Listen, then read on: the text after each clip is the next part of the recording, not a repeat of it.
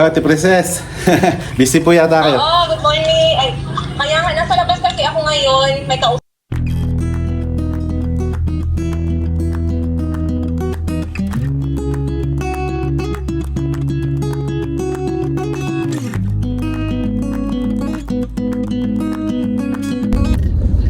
Mga kaluts, may hola kaluts. Yes, si Madam Kaluts. Ako, injury ako, di ako makapag-drive sa may kanan pa. Yan, ngayon may pay it forward tayo this month. Kasi may isang kababayan tayo na may kasamang Afrikana na vlogger din sa Africa dati. Yan, from Uganda, kung kilala nyo si Ate Princess, yung may nakapangasawa dati ng Afrikano, ngayon sa Pilipinas na. Yan, kasi may sinama siya na nani na Afrikana na may dalawang anak na nangangailangan ng pambili ng laptop. Ngayon magbibigay tayo ng pandagdag, di ba Madam Kaluts? Oo, magbibigay tayo ng pandagdag. Kaya alam naman natin importante talaga yung laptop ngayon sa mga nag-aaral. Importante na yan. Yan, kaya kontakin na natin si Ate Princess para maibigay na natin yung tulong ng Pay It Forward program. Siyempre, ng Kalutong Pinoy. Ano pa nga ba, di ba? Alam niyo naman, kalutong katulong nyo. Ayan sa Ate Noemi. Yan, speaking of katulong, ito yung sa mga natulungan natin, yung nagtitina pa dyan. No? Hello, Ate Princess. Busy po yata kayo. Oo, good morning. Ay, kaya nga, nasa labas kasi ako ngayon. May kausap ako kanina. Kaya kailangan di-cancel yung call. Opo. Para saan? Ay, ano po yun, Alvin? Yan po pala, yung bali yung programa ng namin, yung Pay It Forward namin for the June. Wait lang. Sir, okay lang ba i-voice na lang natin? Voice message? Kasi manina yung signal ninyo ba nagaputol-putol? Opo. Mag-voice message na lang tayo. Sige po ate, kung pwede po bang clip na lang? Okay, i-voice message mo, sir, para mag-gets ko, ha? Sige po. Okay, thank you, sir. Sige po.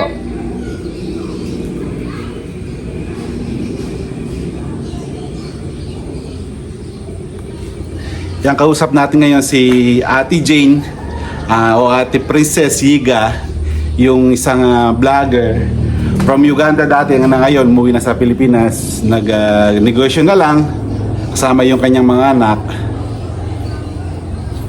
Yan kasi nais nating magpaabot ng tulong sa mga anak ni Auntie Christy na pandagdag pambili ng laptop.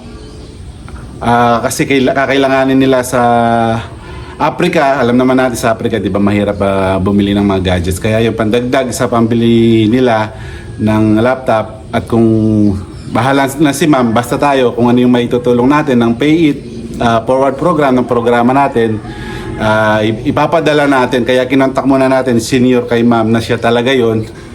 Yun, nakausap natin 2 beses na kanina at sa ngayon. Yun yung natin para ipabot yung tulong ng Kalutong Pinoy ng programa ng ating Pay It Forward. Yan, ito nagsend na ng information. Yan yung bank account ni Ate Princess na ang kanyang YouTube at kanyang Facebook ay Tindera sa Africa. Yan ang dating niya sa Uganda. Ngayon sasend na natin yung ibibigay natin. Katunayan na tayo'y nakabahagi kahit papano ng tulong. Mga kaluts, ito kasalukuyan kachat natin si Ate Princess Jane Yiga ng Tindera ng Africa. Ito, mabait naman kausap siya. Kasi dati akala ko suplada, pero mabait pala siya. Hello Ma'am Jane. Ma'am Jane o Ate Princess. Ano kasi ang pangalan niya? Princess Jane Yiga. Yun yung real name niya. Kaya yan, ito naipadala na natin pala. Nagbigay siya ng GCash, na-transfer na natin ito. Yan, 10,000 for financial assistance para sa pambili ng pandagdag sa laptop para mabuo, para next month pa yata siya pupunta doon sa Uganda.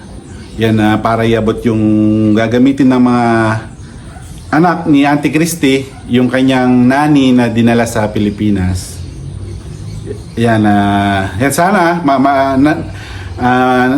nakatulong naman yung ating Pay It Forward program. Kasi alam niyo naman yung Pay It Forward program natin, isang taon nang naghanap at nakapili as continuously yung mga small vendors from Pampanga and anywhere. Then yan, nag-start na tayo na kahit saan, nationwide naman, basta talagang deserving yung ano natin, yung pipiliin natin. Then isang taon na rin nakapagpiling tayo ng program na sa mga malaking community dito sa Aita, dito sa Pampanga, second largest biggest community dito sa Pampanga. Yun, nagluto tayo ng dami, around 200 packs more than yung naibigay natin doon. Tapos nagbigay tayo ng libreng gupits para sa mga balik eskwela, mga batang mag-aaral ng mga Aita. Tapos then we collected ng mga second hand na mga damit dati. Yan, naibigay rin natin sa kanila. Kaya ito naman, ito yung ano natin, sana naman ay nakatulong sa anak ni Auntie Christy, and good luck sa pag-aaral ng mga anak mo. Yan, salamat ulit, napakabait ni Ate Princess. O, ito na, nag-reply na si Ate Princess, yun, confirm na na-receive na. Yan, next month pa naman siya lilipad papuntang Uganda. Kaya safe trip in advance. Then good luck sa mga anak ni Auntie Christy, kay Chloe, kay Deo. Yan, sana'y lumaki ng matalino yung mga bata. Yan, thank you again, Ate Princess Yiga ng Tindera ng Africa.